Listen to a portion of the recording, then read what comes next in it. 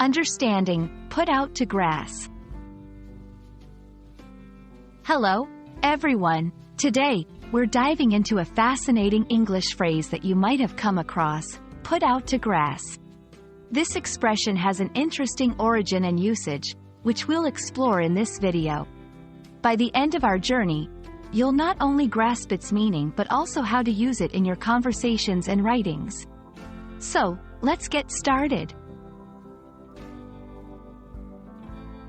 Put out to grass is an idiom with its roots in the agricultural practice of allowing animals, especially older ones, to graze freely in a pasture. This practice is often a way of retiring working animals, giving them a restful period after years of service. The imagery here is vivid. Think of a faithful old horse that, after many years of pulling plows or carriages, is allowed to spend its days leisurely grazing in a field. In modern usage, put out to grass has transcended its literal agricultural origins. It now commonly refers to someone being retired from their job or a position of active duty, often because they are considered to be past their prime working years. However, it can be used both affectionately and pejoratively. Affectionately, it acknowledges a well-earned rest. Pejoratively, it might suggest someone has been sidelined due to age or irrelevance. Let's look at how this phrase can be used in sentences.